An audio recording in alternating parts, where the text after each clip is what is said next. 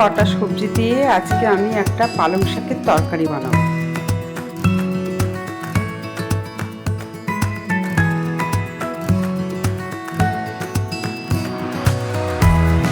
এই যে সবজিগুলো আমার সব কোটা বাছা হয়ে গেছে। এবার ভালো করে ধুয়ে নেব। শাকটা বিশেষ করে আমি 4 বার করে ধোবো। শাকে প্রচুর ময়লা থাকে শাকের মধ্যে।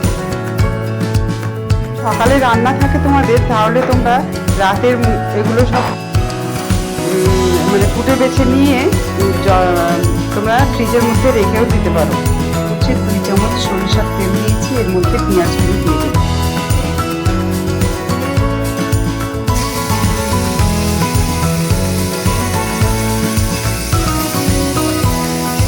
তেলের উপরে পেঁয়াজটা দিয়ে আমি সব রকমের মশলাগুলো দিয়ে দিয়েছি, যেমন লঙ্কার গুঁড়ো, নুন, হলুদ, রসুন বাটা, জিরের গুঁড়ো, ধনের গুঁড়ো দিয়ে আমি আলুগুলো দিয়ে দেবো। মাছটাকে কমিয়ে রেখেছি, কমিয়ে এভাবে আমি নাড়তে থাকবো, কষতে থাকবো।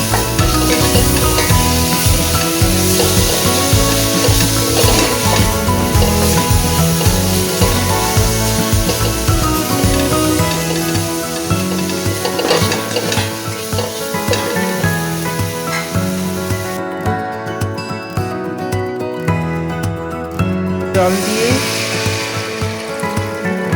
আঁচটা জোরে করে দিয়ে ফোটাবো এবং সব সবজিগুলো আস্তে আস্তে করে একে একে সব সবজিগুলো দিয়ে দেবো। এবার জল দিয়ে এটা ঢাকা দেবো। ঢাকা দিয়ে ফুটে গেলে এবার ফুটছে, এবার একে একে আমি সমস্ত সবজিগুলোকে ঢেলে দেবো।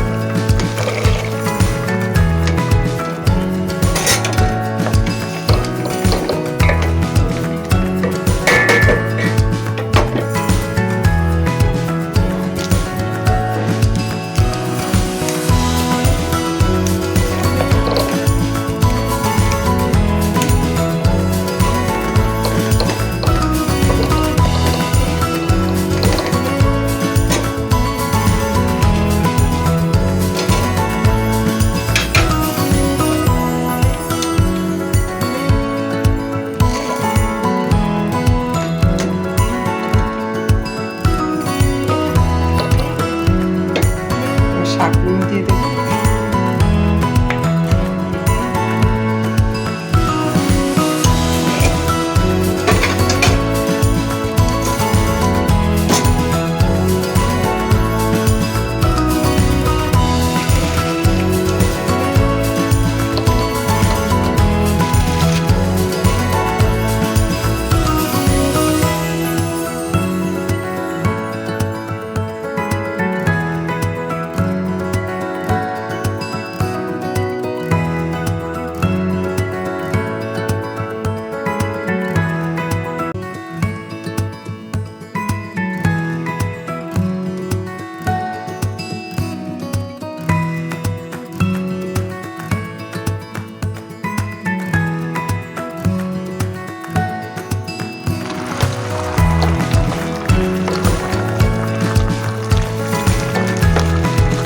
টমেটো কুচিটা ঢেলে দেবো।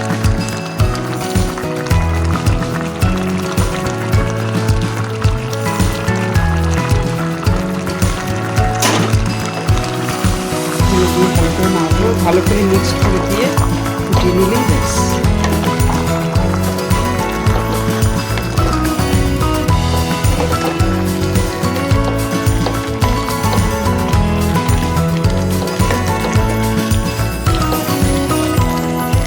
ভালো করে মিক্সড করে আর একবার ঢাকা দিতে হবে। শীতের এই সবজিটা তোমরা এইভাবে করে দেখো, খুবই টেস্টি সবজি হয়। গরম ভাতের সঙ্গে খুবই টেস্টি হয়। তরকারি রেডি। ভালো লাগলে লাইক শেয়ার করে দিন। পালং শাকের তরকারি রেডি।